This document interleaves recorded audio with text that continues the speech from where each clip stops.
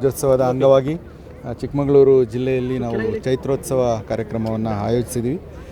ಚಿಕ್ಕಮಗಳೂರು ಜಿಲ್ಲೆಯ ಜನತೆಗೆ ಒಂದು ತೋಟಗಾರಿಕೆ ಬೆಳೆಗಳ ಬಗ್ಗೆ ಒಂದು ಮಾರ್ಗದರ್ಶನ ಮಾಡೋದು, ಜೊತೆಗೆ ಒಂದು ಗಣರಾಜ್ಯೋತ್ಸವವನ್ನು ಮತ್ತಷ್ಟು ಅರ್ಥಪೂರ್ಣವಾಗಿ ಆಚರಿಸಿ ಜನರಿಗೆ ಆ ಬಗ್ಗೆ ಒಂದು ಪಾಲ್ಗೊಳ್ಳುವಿಕೆಯನ್ನು ಹೆಚ್ಚಿಸಬೇಕನ್ನೋ ಉದ್ದೇಶದಿಂದ ಜಿಲ್ಲಾ ಪಂಚಾಯತ್ನ ಮುಖ್ಯ ಕಾರ್ಯನಿರ್ವಾಹಕ ಅಧಿಕಾರಿ ಅಂತ ಶ್ರೀಮತಿ ಕೀರ್ತನಾ ಅವರು ಭಾಳ ಶ್ರಮವಹಿಸಿ ಅವರ ತಂಡದೊಂದಿಗೆ ಪುಷ್ಪ ಪ್ರದರ್ಶನ ಏರ್ಪಡಿಸಿದ್ದಾರೆ. ಜೊತೆಗೆ ಈ ಏನು ನ್ಯಾಷನಲ್ ಲೈವ್ಲಿಹುಡ್ ಮಿಷನ್ ತಂಡಗಳಿದೆ ಬೇರೆ ಜಿಲ್ಲೆಗಳಿಂದ, ಅವರನ್ನು ಕರೆಸಿ ಅವರ ಉದ್ಯಮ ಚಟುವಟಿಕೆಗಳಿಗೆ ಪೂರಕವಾಗುವಂಥ ಒಂದು ಅಂಗಡಿಗಳನ್ನು ಹಾಕಿ ನಾವು ಪ್ರದರ್ಶನದ ಜೊತೆಗೆ ಮಾರಾಟಕ್ಕೂ ಒಂದು ವ್ಯವಸ್ಥೆಯನ್ನು ಮಾಡಿದ್ವಿ. ಮಹಿಳೆಯರು ಸಹಜವಾಗಿ ಇಷ್ಟಪಡುವಂಥ ಬಹುತೇಕ ಎಲ್ಲ ಮಾದರಿಯ ಸೀರೆಗಳನ್ನು ರಾಜ್ಯದಲ್ಲಿ ಹೊರ ರಾಜ್ಯದ ಸೀರೆಗಳನ್ನು ಸಹ ತರಿಸಿದ್ದಾರೆ.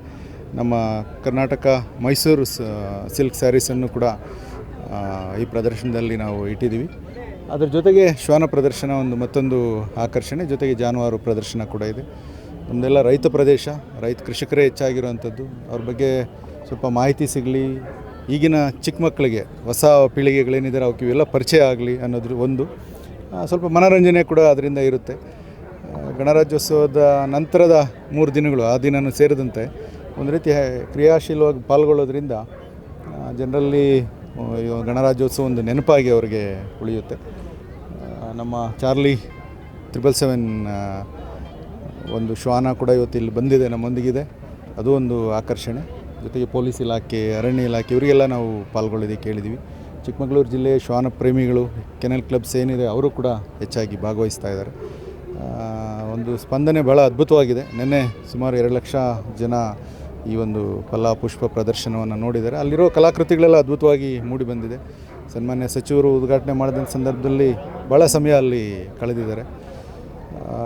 ಚೆನ್ನಾಗಿ ಚೈತ್ರೋತ್ಸವ ಮೂಡಿ ಬಂದಿದೆ. ಕಳೆದ ವರ್ಷ 3.5 ಲಕ್ಷ ಜನ ಇದನ್ನು ನೋಡಿದ್ದಾರೆ ಅಂದರೆ ಈ ವರ್ಷ ಒಂದು 5 ರಿಂದ 6 ಲಕ್ಷ ಜನಕ್ಕೆ ಹೋಗ್ಬೋದು ಅನ್ನೋ ನಿರೀಕ್ಷೆ ಇದೆ.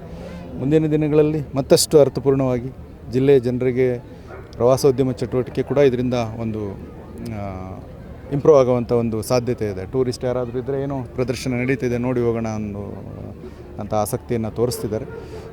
ಬಹುಶಃ ಮುಂದಿನ ವರ್ಷ CO ಮೇಡಮ್ ಅವರು ಇದನ್ನು ಮತ್ತಷ್ಟು ಇಡೀ ಈ ಆವರಣ ಪೂರ್ತಿ ಆವರಿಸೋ ರೀತಿ ಒಂದು ಪ್ರದರ್ಶನವನ್ನು ಏರ್ಪಡಿಸ್ತೀವಿ. ಜಿಲ್ಲಾಡಳಿತ ಕೂಡ ಅವ್ರ ಜೊತೆಗೆ ಇರುತ್ತೆ. ಸನ್ಮಾನ್ಯ ಸಚಿವರು ಕೂಡ ನಮಗೆ ಈ ಒಂದು ಸಂಪೂರ್ಣ ಬೆಂಬಲವನ್ನು ನೀಡಿ ಎಲ್ಲ ಜನಪ್ರತಿನಿಧಿಗಳು ಅದ್ಭುತವಾಗಿದೆ ಅಂತ ಒಂದು ಪ್ರಶಂಸೆಯನ್ನು ಕೂಡ ವ್ಯಕ್ತಪಡಿಸಿದ್ದಾರೆ. Okay, thank you sir.